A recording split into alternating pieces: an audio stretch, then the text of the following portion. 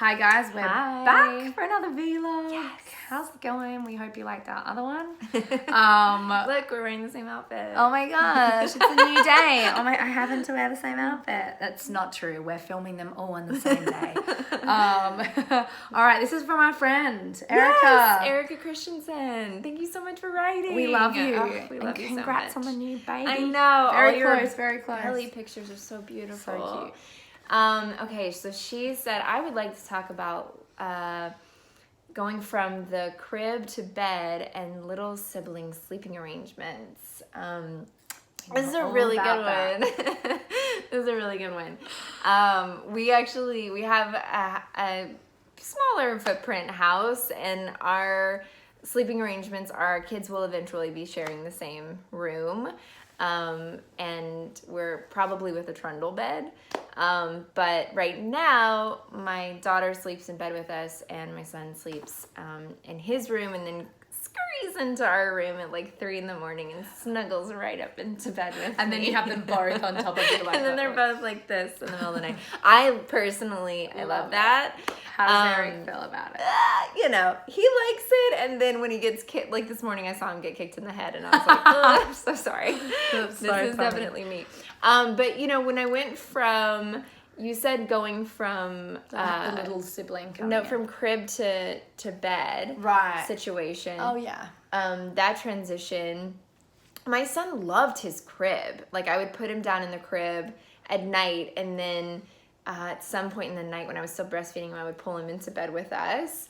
And so he just really felt safe in there and comfortable in there. But we talked about when a certain birthday came up, I don't remember what birthday, maybe it was his 3rd birthday. I was like, oh, should we start transitioning you into, I didn't want to call it the big boy bed because I didn't want him to feel like he had to do it, and if he didn't do it, he was not a big boy. So we called it floor bed. And we took like a crib mattress and we put it on the floor. We were like, oh, this is so great. But we definitely talked about our boundaries of, if you get out of floor bed and come into our room, then we have to go back into crib bed. And so there was like a thing with that where we definitely set a limit there. I love that. But yeah, he fell in love with sleeping on floor bed and didn't want to go back into crib bed. Yeah, we had a really different, I guess it was different because I bought I call it a cot, but a crib, same thing. In Australia, we call it a cot. It has like the walls. Yeah, it's exactly the same as a crib, but we call it a cot. Okay. I bought a really cool one. I put it in my room, and it was next to the bed, and Bodhi, I don't think ever slept in it. Maybe once we got like a 5-hour stretch. Maybe you put him in there so you could like go pee. Yeah, exactly. He did not love it. He didn't ever love the crib. So we actually never had a crib. So our transition was, we just got rid of it in the end. We're like, he's co-sleeping. He sleeps in the middle of us. It's easier for me to breastfeed him and not have to get out of bed. So we decided to co-sleep until about the age of 2.5.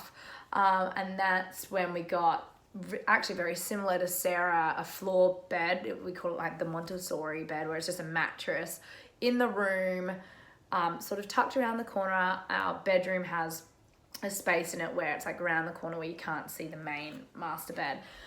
We put his box of books there and his toys there, and he still starts out the night in the bed. And he'll sleep in it until about 3 o'clock, same as Wyatt, and then crawls back into bed with mummy. And so then we have both kids in the bed. But at least I get half of the night with a little more space. And then the second half of the night with, not very much space at all. They end up basically sleeping on top of me. But we are going to transition them. My husband and I are just about to start trying for another baby, yay. And we're going to transition the kids into their own bedroom, completely their own space, and it's going to be downstairs right under our bedroom. So they're going to share a room, and we're going to make it like a cool rocket bed and make it really playful and fun. And already that room's sort of like a play space. We have like a jungle gym playground in there. And so it's got good feels. It's got good energy. They love to spend a lot of time in there, and that's something else I'd recommend. Like, just have her spending a lot of time in her new room and talk about how exciting it is. And I think the transition should probably be smooth for you. And if not, you try again in a few months, and at some point she'll really show that she's ready. Yeah. Naps usually help too. If you can start doing naps napping in the new space. And then transition to bed later. It's great. Thank you. Thanks, Erica. Okay, so this one comes from Express M. Do you want to read it? Yeah. Did you have aspirations as to what kind of mum/parenting styles you would embody before becoming a mum? If so, have you stuck with your aspirations or have they changed? Great question.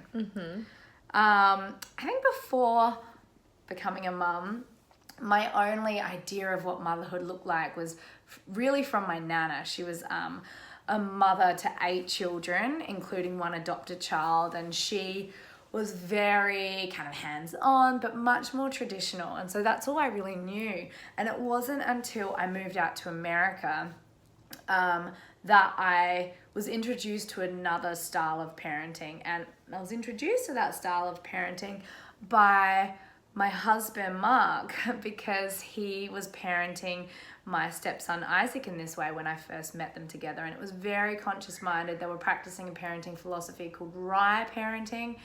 I think when I was younger, all I wanted to do was have a bunch of kids. And the only thing I knew was a certain kind of discipline. Like they do something wrong, they get sent to their room, or you're grounded, or in my case, a spanking. The wooden spoon, yeah. Like I always got told I would get the wooden spoon. I never got it once. I mean, I should have done, but I never got it.